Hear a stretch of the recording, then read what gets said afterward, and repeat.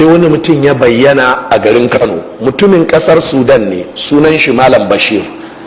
Da ya zo sai ya fara yada irin waɗannan aƙidoji cewa gwamnati ta zama kafirai, kuma a sha'ab su ma ƙasar sun zama kafirai, dole ne su musulunta su tashi su yaƙi gwamnatin ko kuma su hijira su je su kafa wata ƙasa ta musulunci, amma ba dai a nan ba.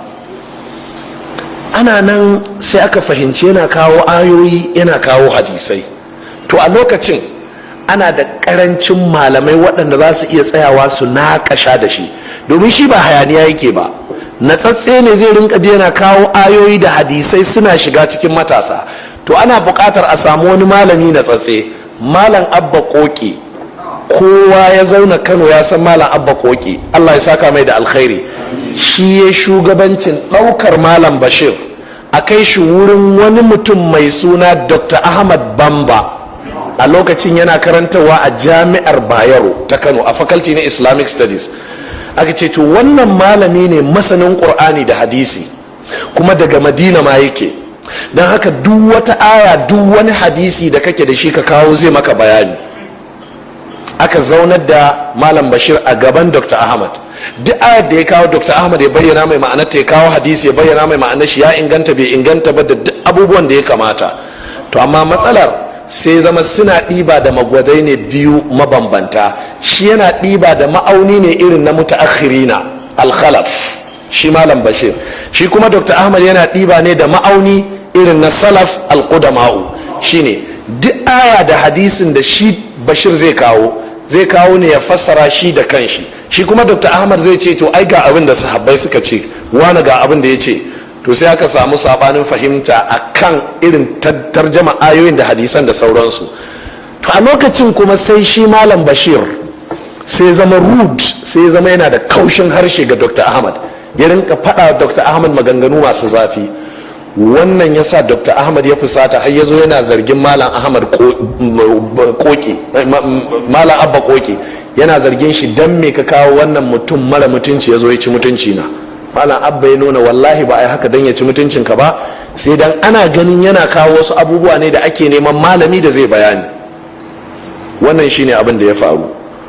Ba a daɗe ba sai Malam Bashir ya zartar da wannan aƙida tashi sai ta zama fatawa, sai hukunta cewa zama cikin garin Kano to haramun ne kuma kafirci ne, saboda malaman, alkalan, sarakunan, talakawan gaba ɗaya sun kafirta. Don haka yanzu wajibi ne a tashi a hijira a bar garin Kano. Shine suka tafi jihar Niger, suka samu wani gari a ƙarƙashin Makwa, suka ainihin kafa a daji, suka sa mata Darussalam.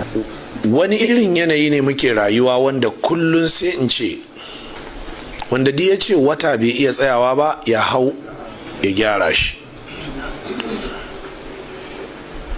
Yanzu malamanku da sauransu da suke rayuwa a can wuraren suna rayuwa cikin mutunci, ana musu kallon daraja. Ga Malam Mustapha ya je ya samu wani dattijo attajiri ne, ya ce yana son fili ya siyar mai, amma ya yi tawali'u cewa ya san cewa bai kai darajar ya sai filin shi ba, amma ya daure. Dattijan nan ya natsu ya ce in ka sai filin nan me za ka yi? Makaranta za ka yi, kana neman aljanna? Ni ma ina nema. To dan me zan siyar maka, me zan yi da kuɗin? Ai kai ɗana ne, baka sai da nake da babanka ba? To na baka fili, amma ban yadda ka ce wa kowa na baka ba, ka ce na siyar maka. Haka za ka je ka faɗa, kar ka sake.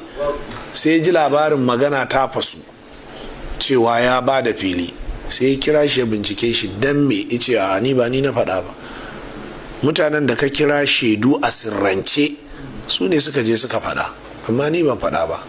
Wannan ita ce Gombe. A Zariya fa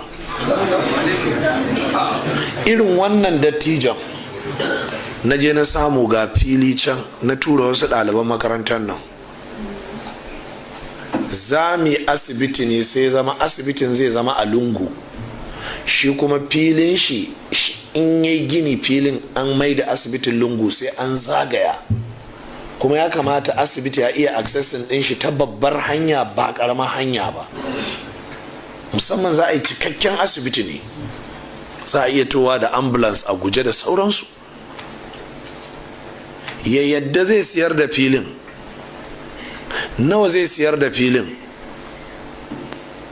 Sai da aka yi kusan wata uku. Dillalin da aka sa binciki filin ya ce musu filin da ya yi tsada miliyan 1.5 zuwa miliyan 2, iya tsada shi kenan. Amma tun da Albani ne ke so sai aka ce miliyan 3. Sai na ce na siya. To yaushe za a kawo kuɗi? Na ce zan kawo kuɗi ranar 30 ga watan Septemba wannan shekara 2013 da ta fita. Ranar sai ta zo mini ina kwance akan gada hajaran majaran ban da lafiya, ban ma san kuɗi sun shiga cikin akawun ɗina ba. Me kake tunani? Sai makwabcin shi ya zo gaishe ni, sai na ce ka gaya wa wani cewa ga halin da ka same ni. Sai ya ce ai shi ranar ma ya ta faɗa, mala ya ce zai kawo kuɗi bai kawo kuɗi ba, don haka ya ma fasa sai da filin shi ginawa zai yi. Na ce inna ta gaida Asha, gashi nan ya gina zai zuba 'yan haya, kuma a nan cikin anguwar yake. Kenan aka yi asibitin nan wata ran karfe 2 na dare matar shi naƙuda za ta kama ta. A duk cikin anguwar ba asibitin da zai samu natsuwa, amma akwai ya kawo iyalin shi irin nan, don nan na musulunci ne, can kwana kafirai ne da 'yan duniya. Amma dubi bakin cikin da yawa kan shi. Wannan ita ce zariya. Makarantar mu ta yara mata firamare gashi nan kuna ganin da wani ragowar fili a jikinta a bakin hanya. Da za mu gina muka ce a nemo mai filin ta siyar mana, sai ta ce miliyan 3.5.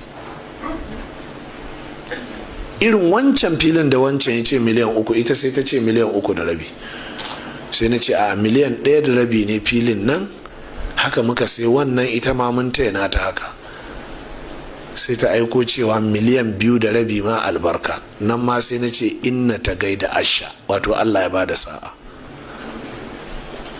Muka zo muka kewaye filin da za mu yi asibiti, miliyan 1.5 muka siya, muka ba da deposit. Da muka zo cika kuɗi sai suka ce san ba su yadda ba, sai dai a siya miliyan 2, sai mun ƙara musu 500,000. In muna so mu siya, in ba ma so mu bari. Haka muka saya. Wannan ita ce zariya. Fili ne gashi nan a gaban makarantar nan tamu, ba waɗanda suka dace su mallaki filin irinmu, don muna hidima ne ta al'umma. Amma sai aka ɗan yanka wani ɗan hikon nan, sai aka ce miliyan 5. Sai na ce a wannan filin ai ko miliyan 2 bai yi ba. Aka ce a miliyan 5 sai ko bari. Na ce an bari. Bayan shekara 3 da yin wannan maganar,